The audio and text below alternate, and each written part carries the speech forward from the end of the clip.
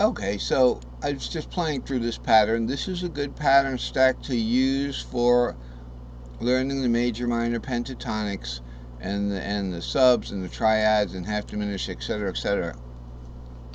Because you're gonna have to play these long patterns, okay? Because if you're playing with the fret, not say down here, you're playing next to the fret. If you want to go to the fifth, you can't do it. You'll have to play a fifth dominant modified, or you'll have to play the fifth in its next cage shape up. Okay, so starting here at E, the E145 shape, you can do this with the letters in a pentatonic scale. The fourth of E is A, and the fifth of E is B, but we're going to go to the C from the circle, so we've got essentially what looks like an A minor. E, A, C.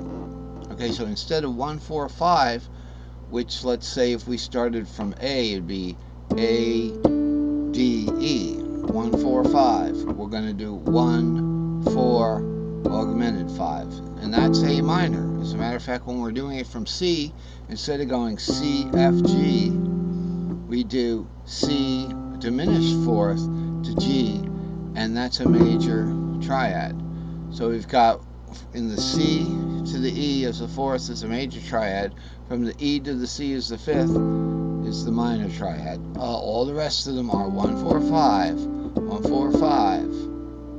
Okay, 1, 4, 5. There's 3 of them. D, G, A, G, C, D, and A, D, E are 1, 4, 5. And then we have the 2. There's just 5 of them in the cage system. There's E, C, E, G, that major triad, and then there's E, A, and the augmented fifth for that minor triad. So the shapes, when you're doing a 1, 4, 5 from E, are E, A, then we go to a C-shaped B. Problem is, when I put the capo on here, what happens when we try to go to that C-shaped B?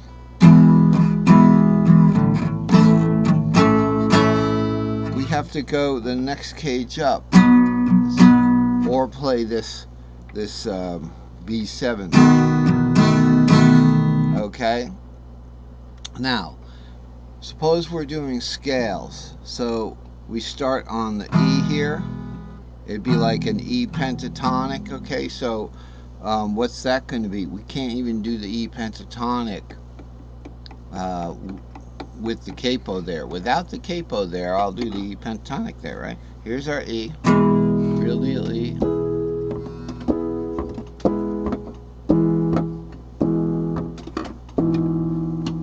Okay? The pentatonic is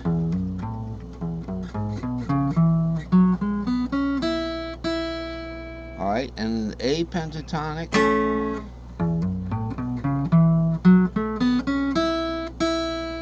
now the C-shaped B pentatonic is going to be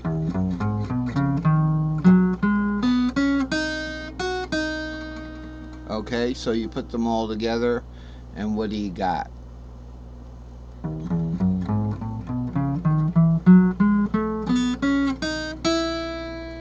The diatonic.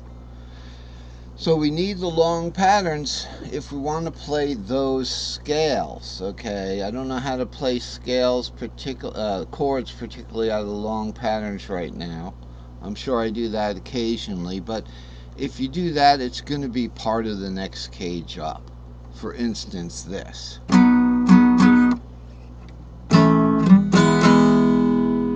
So this A shape here, that's kind of a chord taken out of the long scales, but we do it differently again.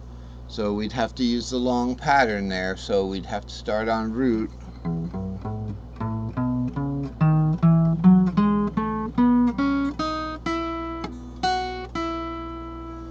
Alright, so that's what the long patterns are about.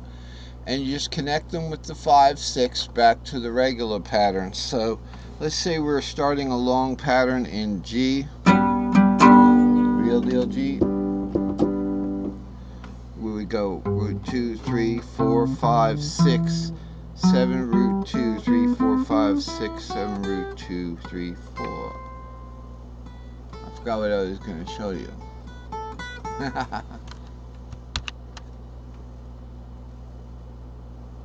Alright. So you can see for every laugh, there's a what happened, you know, so I don't mean to laugh. But I think it's, you know, you gotta laugh at yourself, but maybe it's not funny. Alright, so let's just move along. We'll get back to, you know, that idea is gonna snag us back down if we get anywhere near it. And we'll figure out what I was going to tell you about starting it in G. I don't know, you know, what I had there. Anyway, so let's look at this. This is going to be the one time we go through this. This is the first time we've gone through this in a while. So this is their basic pattern stack. You know, let's work with this one. This is a pattern stack that covers them all too, and if we remove the 4th and the 7th, we got the major and the minor pentatonic. Why do we have the major and the minor pentatonic together? Because they're the same string shapes. They're the same string shapes. So all I've done here is remove the 4 and the 7. Look how short the 4 double XL got. It's just 5, 6. That's a pretty easy pattern. Okay? Now I prefer to maybe play it in C, so I don't mess up. So it's root 2, 3. Now we're not going to hit the 4, right?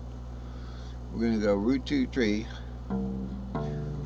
We're not going to hit that 4, so we're not going to go. Let's do it pentatonically, diatonically first. We're going to play this box, then we're going to play this box without the 4 and 7. So it's.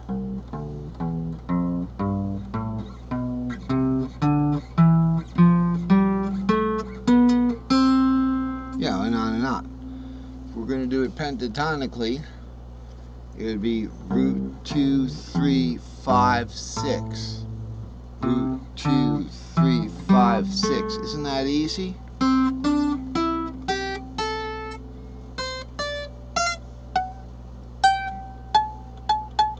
Little on-string interval there. About on-string intervals, you want to know what the interval is between the two numbers, so it helps to keep the numbers in your head, or just say them. Root 2, 3, 4, 5, 6, 7, root. 7 root is a half step.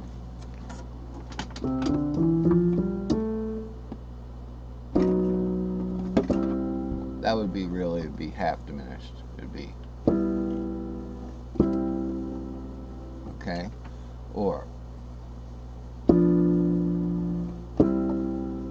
to be more exact, all on the white keys.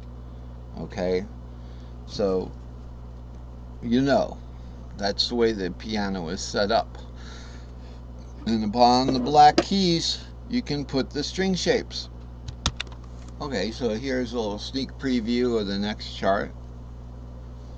So like I say, all the white keys, now I've got them colored anyway because these are the colors that are on my guitar.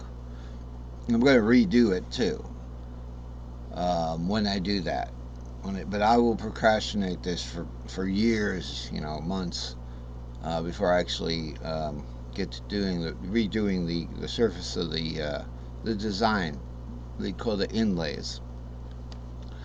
So on the black keys on the piano, you can see that there are the string shape names. So C is 3, 4, 5, A is 5, 6, G is 6, 7 root. Notice it's surrounded by its string shape. The half steps are always together, so G is 6, 7 root, E is 7 root 2, and D is 2, 3, 4. As written down here, you can hardly see D is 2, 3, 4 there. Okay, so that's what's going on. But when we play on the white keys, that's where the action's happening in the key of C, and we're just counting 3, 4, 5. So it would be 5, 6, 7, root 2, 3. 4,